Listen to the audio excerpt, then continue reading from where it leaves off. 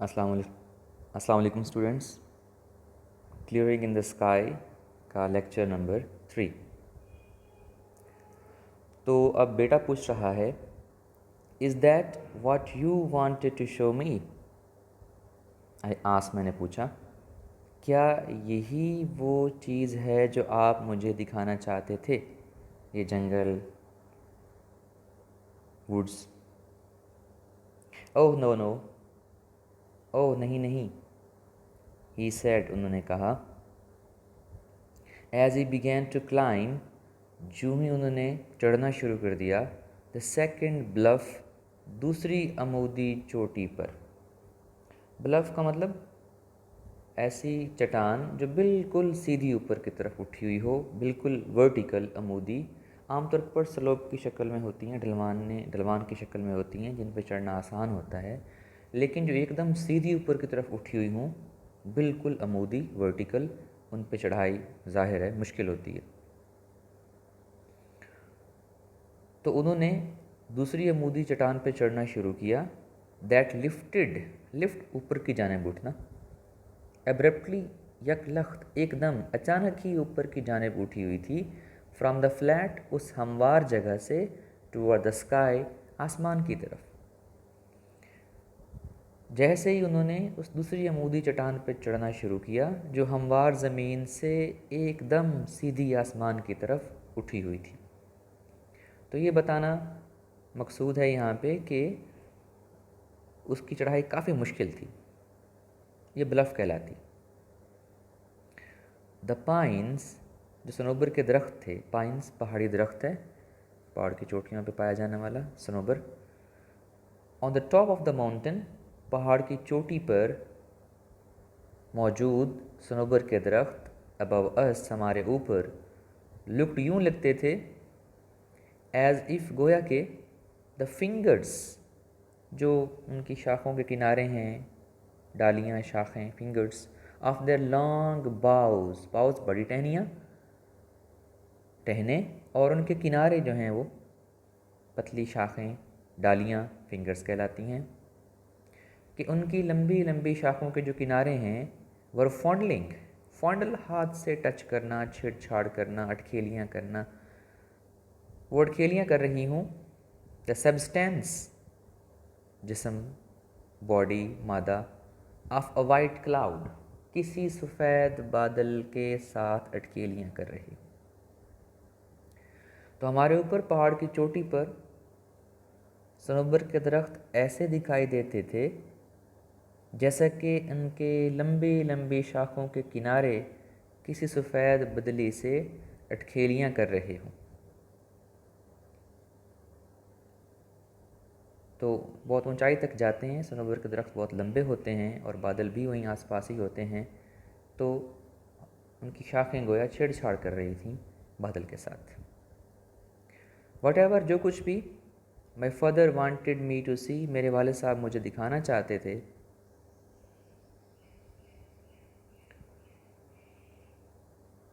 Was on top, वो चोटी पर था, ऑफ द हाइस्ट पॉइंट, बुलंद तरीन मकाम की, ऑफ माई फार्म, मेरे इस फार्म के, मेरे इस खेत के। तो मेरे वालिद साहब मुझे जो कुछ दिखाना चाहते थे वो मेरे इस फार्म की सबसे बुलंद मकाम की चोटी पर था। मैंने विद द एक्सेप्शन, और सिवाय, ऑफ द लास्ट 3 years, गुज़िश्ता 3 सालों के, विद द एक्सेप्शन ऑफ, एक फ्रेज़ है, सिवाय इस बात के अलावा। तो पिछले 3 सालों के अलावा, I had been over this point many times, मैं इस मकाम पर कई बार, कई मरतबा आ चुका था। टाइम वक्त होता है और टाइम्स इतनी बार, इतनी मरतबा, इतने गुना। I had never seen anything extraordinary, मैंने कभी कोई गैर मामूली चीज़ नहीं देखी थी। एक्स्ट्राऑर्डनरी, जो मामूली ना हो, बहुत कमाल की हो। तो ऐसी कोई शानदार, ज़बरदस्त, गैर मामूली चीज़ मैंने यहाँ पे नहीं देखी थी। अपॉन दिस हाई पॉइंट, इस बुलंद मकाम पर, ऑफ रगिड लैंड, रगिड सख्त, खुरदरी, ना हमवार, ऊंची नीची, तो मैंने इस नाहमवार ज़मीन के इस बुलंद मकाम पर कभी कोई गैर मामूली चीज़ नहीं देखी थी। I had seen the beauty of many wild flowers, मैंने बहुत से जंगली फूलों का हुस्न, उनकी खूबसूरती देखी थी यहाँ पे। अ फ्यू रॉक क्लिफ्स, चंद सख्त किस्म की चट्टानें। एंड मैनी स्पीशीज़, और बहुत सारी किस्में, species, kinds, types of hard and soft wood trees, और सख्त और नरम लकड़ी वाले दरख्तों की बहुत सारी किस्में मैंने यहाँ पे देखी थी। तो अब जैस हैरान हो रहा है कि क्या ऐसी चीज़ वहाँ पे है जो मेरे वालिद साहब मुझे दिखाने के लिए लेकर जाना चाहते हैं, क्योंकि वो कई बार यहाँ पे आ चुका है, बस पिछले 3 साल नहीं आया, और यहाँ उसने खूबसूरती देखी है फूलों की, चंद सख्त चट्टानें देखी हैं, और नरम और सख्त लकड़ी वाले दरख्तों की बहुत सारी किस्में भी देखी हैं। लेकिन ऐसा कुछ गैर मामूली नहीं था उसके ख़्याल में यहाँ पे जो इस काबिल था कि इतनी गर्मी में और बीमारी की हालत में उसके वालिद साहब उसे दिखाने के लिए लेके आते। तो ये चीज़ जस को थोड़ा सा हैरान कर रही है। Why do you take the path, आप वो रास्ता क्यों ले रहे हैं, स्ट्रेट, जो कि सीधा जाता है, अप द पॉइंट, उस मकाम तक। उस जगह पर पहुंचने के लिए आपने बिल्कुल सीधा रास्ता, अमूदी रास्ता क्यों लिया। अब पहाड़ी रास्ते जो होते हैं, जितने सीधे होते हैं, जितने मुख्तसर होते हैं, इतने वो मुश्किल होते हैं, क्योंकि चढ़ाई ज़्यादा चढ़नी पड़ती होती है। तो जितना रास्ता तवील होता जाएगा, ऊपर से घूम के सर्कल करता हुआ जिगजैग शक्ल में आएगा, तो वो लंबा तो होता जाएगा, तवील होता जाएगा, लेकिन चढ़ना उस पर आसान होगा।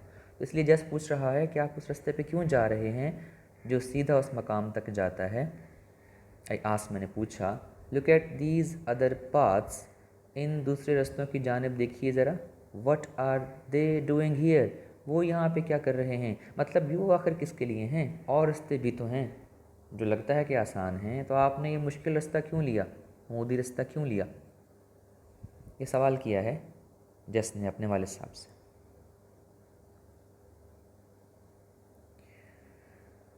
With in the distance of a few yards, चंद गज़ के फासले के अंदर अंदर, सेवरल पाथ्स, कई रास्ते, सेवरल मैनी, बहुत सारे रास्ते, लेफ़्ट निकलते थे, द मेन पाथ, उस बड़े रास्ते से। तो आगे जाके वो बड़ा रास्ता बहुत सारे छोटे छोटे रास्तों में तकसीम हो गया था। एंड तो वो रास्ते, बहुत से रास्ते उस बड़े रास्ते से निकलते थे। And circled around the slope, और सर्कल्ड, चक्कर काटते हुए, घूमते हुए, अराउंड द स्लोप, उस ढलवान के इर्द गिर्द, gradually, बतदरीज, Aahista Aahista, climbing the mountain, पहाड़ पे चढ़ रहे थे। तो वो रास्ता, जो बड़ा रास्ता जिस पे वो जा रहे हैं, वो आगे जाके छोटे छोटे छोटे बहुत से रास्तों में तकसीम हो गया है, और वो सारे रास्ते पहाड़ पर चक्कर काटते हुए ढलवान के इर्द गिर्द चोटी तक जा रहे हैं। और उन रास्तों में से जस के वालिद साहब ने उस रास्ते का इंतखाब किया है जो बिल्कुल सीधा उस मकाम तक जाता है, चोटी तक जाता है। और यही बात समझ नहीं आ रही जस को, और इसलिए वो पूछ रहा है। ऑल पाथ्स, ये सारे रास्ते, go to the same place, एक ही मकाम तक जाते हैं, एक ही जगह तक जाते हैं। ये आंसर, उन्होंने जवाब दिया। Then why take the steep one, फिर इतना अमूदी रास्ता क्यों लिया आपने, आई आस्क, मैंने पूछा। और सवाल बड़ा वैलिड है, जब सारे रास्ते एक ही जगह, उसी जगह तक जा रहे हैं, तो फिर इतना मुश्किल रास्ता लेने की ज़रूरत क्या है जो अमूदी है, स्टीप है, वर्टिकल है। आई एक्सप्लेन लेटर, मैं बाद में इस बात की वजाहत करूँगा। ही स्पोक, वो बोले, विद हाफ ब्रेथ्स, आधी सांसों के साथ, फूली हुई सांसों के साथ। जब एक्सर्शन ज़्यादा हो रही होती है, आपका ज़ोर लग रहा होता है, तो सांस फिर पूरी नहीं आती, उसे हाफ ब्रेथ्स कहते हैं। तो ये सवाल बड़ा इंपॉर्टेंट है, इसको ज़हन में रखिएगा। सवाल उसने ये किया है जैसने अपने वालिद साहब से कि इतने रास्तों में से आपने ऊपर जाने के लिए मुश्किल रास्ते का इंतखाब क्यों किया। और उनके वालिद साहब कह रहे हैं कि वो बाद में इस बात की वजाहत करेंगे। ही रेस्टेड अ मिनट, उन्होंने 1 मिनट के लिए, कुछ देर के लिए आराम किया, ताज़ा दम होने के लिए, सस्ताने के लिए। To catch his second wind. Catch his second wind एक मुहावरतन इस्तेमाल होता है इडियोमेटिकली। सस्ताना, ताज़ा दम होना। तो ताज़ा दम होने के लिए वो 1 मिनट के लिए रुके। While I manage to stand, जबकि मैं खड़ा होने के लिए मैंने क्या किया, ऑन द पाथ, उस रास्ते पर, बाय होल्डिंग, पकड़ कर, टू अ लिटिल सैपलिंग, एक छोटे से पौधे को, सैपलिंग, यंग ट्री। तो मैंने खड़े होने के लिए उस छोटे से रास्ते का इंतखाब किया, छोटे से पौधे को पकड़ा, चूँकि रास्ता इतना तिरछा है कि वहाँ पर खड़ा होना बहुत ही मुश्किल है। तो उन्होंने ताज़ा दम होने के लिए एक चंद लम्हे आराम किया, जबकि मैंने उस रास्ते पे खड़े होने के लिए एक छोटे से पौधे का सहारा लिया। उसको पकड़ कर मैं खड़ा हो पाया। बिकॉज, क्योंकि इट वॉज टू स्टीप, इतना तिरछी थी ये जगह, अमूदी थी, फॉर माई फीट, के जो मेरे कदम थे, टू होल्ड, वो जम नहीं पा रहे थे, टिक नहीं पा रहे थे, अनलेस, जब तक कि आई ब्रेस माई सेल्फ, मैं अपने आप को सहारा ना दे लेता। ब्रेस, सपोर्ट करना, सहारा लेना, रीइंफोर्स, मेक फास्ट। तो जो है रास्ता इतना तिरछा है कि वहाँ फिसल रहे हैं कदम नीचे, तो सहारा लेने के लिए, अपने कदम जमाने के लिए उसने एक छोटे से दरख्त का सहारा लिया है। देन माई फादर, फिर मेरे वालिद साहब ने, स्टार्टेड टू मूव, चलना शुरू कर दिया, slowly, Aahista Aahista, up the path, रास्ते पर आगे की जानिब, अगेन, दोबारा। तो फिर मेरे वालिद साहब ने उस रास्ते पर दोबारा आगे की जानिब चलना शुरू कर दिया, सपोर्टिंग, सहारा देते हुए, हिमसेल्फ, अपने आप को, विद हिज कैन, जो छड़ी उनके हाथ में थी, उसका सहारा लेते हुए उन्होंने आहिस्ता आहिस्ता आगे की जानिब चलना शुरू कर दिया। आई फॉलोड, मैं उनके पीछे पीछे चलता गया, एट हिज हील्स, फॉलो, पीछे चलना, और फॉलो एट हील्स है बिल्कुल साथ साथ हो के, दरमियान में ज़्यादा फासला ना हो दोनों की। तो मैं उनके पीछे पीछे चल पड़ा। जस्ट अ फ्यू स्टेप्स, सिर्फ चंद कदम, इन फ्रंट ऑफ हिम, उनसे आगे, a fox squirrel cross the path, एक फॉक्स गिलहरी, ये थोड़ी बड़ी होती है साइज़ में, और अमेरिका में पाई जाने वाली एक ख़ास किस्म है गिलहरी की, फॉक्स ही लिखेंगे इसको। एक फॉक्स गिलहरी ने क्रॉस द पाथ, रास्ता पार किया, and ran up a Hickory tree, और भाग के वो हिकॉरी के दरख्त पर चढ़ गई। सी दैट जैस, इसको देखो जैस, ही शाउटेड, वो चिल्लाए। यस आई डिड, हाँ मैंने देख लिया है। आई आंसर्ड, मैंने जवाब दिया। That brings back something to you, that brings back something to me, bring back, याद दिलाना, कोई चीज़ गुजरी हुई आपको याद आ जाए किसी चीज़ को देख के, तो उसे कहते हैं ब्रिंग बैक। ये मुझे कुछ याद दिलाती है, ही सेड, वो कहने लगे, brings back the old days, वो दिन याद आते हैं पुराने मुझे, to see a fox squirrel, fox गिलहरी को देखने वाले वो गुजरे हुए दिन मुझे याद दिलाती है ये। यानी ये जो फॉक्स गिलहरी अब मैंने देखी है, मुझे वो पुराने दिन याद आ रहे हैं इसको देख के, जब हम माजी में, वो दिन जब हम माजी में फॉक्स गिलहरी को देखा करते थे। But this won't bring back, लेकिन ये चीज़, won't, would not, bring back, ये चीज़ याद नहीं दिलाएगी, एज मच, इतना ज़्यादा, एज समथिंग, जितना वो चीज़ आपको याद दिलाएगी, I am going to show you, जो मैं आपको दिखाने जा रहा हूँ।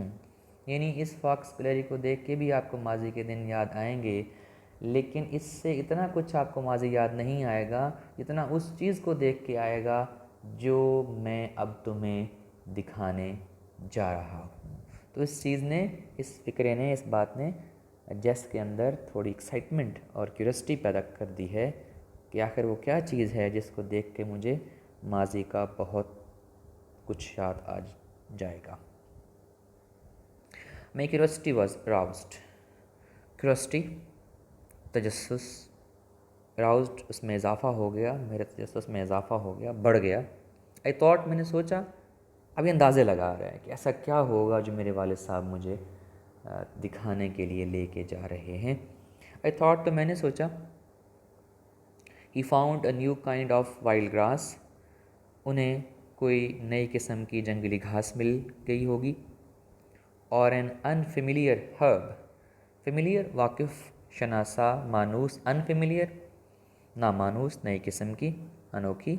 हर्ब जड़ी बूटी होती है, ऐसी जड़ी बूटी जो फ़ायदा मंद हो, जैसे हर्बल मेडिसिन होती हैं जो अद्वियात वगैरह बनाने में काम आती हैं, हर्ब्स कहलाती हैं। कोई नई किस्म की जड़ी बूटी और a new kind of tree, या कोई नई किस्म का दरख्त। तो अब मैंने सोचा कि उन्हें कोई नई किस्म की जंगली घास या कोई नई किस्म की नामानूस किस्म की जड़ी बूटी या कोई नए किस्म का दरख्त यहाँ पे मिल गया है। फॉर, क्योंकि, आई रिमेंबर्ड, मुझे याद है, द टाइम, वो वक्त, वो ज़माना, he had found a coffee tree, जब उन्हें मिला था एक कॉफ़ी का दरख्त, इन आवर वुड्स, हमारे इस जंगल में। तो मुझे वो वक्त याद था जब उन्हें हमारे इस जंगल में एक कॉफ़ी का दरख्त मिला था। इट इज़, और ये दरख्त जो है, as far as I know, as for as, जहाँ तक के आई नो, मैं जानता हूँ, मेरे इल्म में है, द ओनली वन, ये वाहिद दरख्त है, ऑफ इट्स काइंड, अपनी किस्म का, ग्रोइंग, जो कि उगता है, इन आवर कंट्री, हमारे इलाके में, कंट्री देहातिया इलाका होता है, जो कि जहाँ तक मैं जानता हूँ ये हमारे इलाके में उगने वाला अपनी किस्म का वाहिद दरख्त है। ये कॉफ़ी ट्री की बात हो रही है। तो अब वो अंदाज़ा लगा रहा है कि ऐसा ही कुछ नया उन्हें मिल गया है, जिसको दिखाने के लिए वो बड़े पुरजोश होके जस को साथ लेके जा रहे हैं। ओनली ट्वाइस, सिर्फ 2 बार, डिड माई फादर स्टॉप, मेरे वालिद साहब ठहरे, टू वाइप द स्वेट, पसीना साफ़ करने के लिए, फ्रॉम हिज आइज़, अपनी आँखों से, एज ही क्लाइम्ड, जब वो चढ़े, द सेकेंड स्टीप ब्लफ, उस दूसरी अमूदी चोटी पर, टूवर्ड द फिंगर्स, और शाखों के किनारों की तरफ, ऑफ पाइन्स, सनोबर के दरख्तों के शाखों के किनारों की तरफ। तो दूसरी अमूदी चोटी पर सनोबर की शाखों की तरफ चढ़ते हुए मेरे वालिद साहब अपनी आँखों से पसीना साफ़ करने के लिए सिर्फ 2 मरतबा रुके। वी रीच्ड, हम पहुँचे, द लिम्बलेस ट्रंक्स, ट्रंक से मुराद तना होता है, स्टेम होता है, और लिम्स आज़ा होते हैं, तो ट्रंक पर जो दरख्त के आज़ा होंगे वो उनकी टहनियाँ होंगी। लिम्बलेस ट्रंक्स, ऐसे तने जिनके ऊपर कोई टहनी वगैरह बड़ी मौजूद ना हो। तो सनोबर के दरख्त जो पाइन होते हैं इतने चौड़ाई में नहीं होते, बहुत ऊंचे होते हैं, और नीचे से तना जो है वो इनका बिल्कुल लिम्बलेस होता है, इन पर बहुत ज़्यादा टहनियाँ मौजूद नहीं होती हैं, ऊपर जाके शाखें और टहनियाँ निकली हुई होती हैं, तो इसलिए इनको बोला गया है लिम्बलेस ट्रंक्स, बग़ैर टहनियों वाले तने। Of this tall straight pines, इन लंबे और सीधे सनोबर के दरख्तों के बग़ैर शाखों वाले तनों के पास हम पहुँचे। उस ब्रांचेस जिनकी ऊपर की शाखें रीच्ड, पहुँची हुई थीं, टुवर्ड द ब्लू डेप्थ, नीली गहराई तक, ऑफ द स्काई, आसमान की। तो नीचे खड़े होकर यूँ लगता था कि जैसे उनकी शाखें, ऊपर की शाखें नीले आसमान की नीली गहराई तक पहुँची हुई थी। और the white cloud was now gone, या वो सफ़ेद बादल अब जा चुका था। जब वो थोड़ा नीचे थे तो ऊपर एक बादल था, और सनोबर की शाखें के किनारे जो थे वो छेड़छाड़ कर रहे थे, लगता था टच कर रहे थे, छू रहे थे इस बादल को। लेकिन अब जब वो ऊपर पहुँचे हैं थोड़ा, तो वो बादल अब जा चुका था। तो हम इन ऊंचे सीधे बग़ैर शाखों वाले सनोबर के तनों तक पहुँचे, जिनकी ऊपर की शाखें, टहनियाँ आसमान की नीली गहराई की जानिब उठी हुई थीं, या सफ़ेद बादल जो कि अब जा चुका था। आई सा क्लियरिंग, मैंने एक शफाफ साफ किया गया टुकड़ा देखा। अ स्मॉल क्लियरिंग, छोटा सा टुकड़ा साफ किया हुआ। ऑफ नॉट मोर देन, जो कि ज़्यादा नहीं था। 3/4 ऑफ एन एकड़, एक एकड़ के 3/4 से ज़्यादा नहीं था, यानी पूरा एकड़ वो नहीं था, उसका 3/4 था। इन द हार्ट, बिल्कुल वस्त में, कल्ब में, मरकज़ में, ऑफ दिस विल्डरनेस, इस वीराने के। राइट एंड, बिल्कुल, ऑन द माउंटेन टॉप, पहाड़ी की चोटी पर। तो अब जब वो पहुँचे हैं पहाड़ की चोटी पर तो उन्होंने क्या देखा है। राइटर कह रहा है जैस कि मैंने एक साफ़ किया हुआ, एक छोटा सा साफ़ किया हुआ टुकड़ा देखा जो कि इस पहाड़ी की चोटी पर, इस सुनसान वीरान जगह के बिल्कुल वस्त में, मरकज़ में था, और वो 1 एकड़ के 3/4 से ज़्यादा नहीं था। Now you are coming to something soon, अब तुम उस चीज़ के पास आए हो बेटे। ही सेड, उन्होंने कहा। As he push down the top wire, जो ही उन्होंने ऊपर वाली तार को नीचे दबाया, so he could cross the fence, ताकि वो उस बाड़ को पार कर सके। तो उसकी फेंसिंग भी की गई है उस जगह की, उसके चारों तरफ बाड़ लगाई गई है। तो उसके ऊपर वाली तार को नीचे दबाया और दबा के उन्होंने बाड़ पार करके अंदर दाखिल हुए। This is something I want you to see, ये वो चीज़ है जो मैं आपको दिखाना चाहता था। तो अगर आप इससे ऊपर वाली लाइन देखें, now you are coming to something soon, you are में तो आप देख रहे हैं कंट्रैक्शन की गई है, यू और आर को मिला के एक वर्ड की शक्ल में लिख दिया गया है। तो पहले भी हम इस पे बात कर चुके हैं कि वहाँ से एपॉस्ट्रॉफी जो है वो वहाँ लगा दी जाती है जहाँ से कोई साउंड या कोई लेटर जो है वो स्किप किया जाए। तो आर का ए हटा के वहाँ पे एपॉस्ट्रॉफी लगा दी है। लेकिन ज़रा कमिंग को ध्यान से देखिए, कमिंग में अगर आप देखें तो जी जो है वो मिसिंग है और वहाँ पे एपॉस्ट्रॉफी लगाया गया है। तो ये एक और तरह की कंट्रैक्शन कह लीजिए कि यहाँ दो वर्ड्स नहीं मिलाए गए, बल्कि एपॉस्ट्रॉफी वहाँ लगाया गया है जहाँ पे एक साउंड मिसिंग है। तो इस जो आईएनजी साउंड है ये थोड़ी सी वैसी नहीं है जैसे हम आमतौर पर उर्दू स्पीकर बोलते हैं। हम इसको इंग बोलते हैं आमतौर पर, इंग। लेकिन अगर आप किसी नेटिव स्पीकर को सुने तो उसमें थोड़ा सा डिफरेंट बोलते हैं उसको, वो इंग इंग।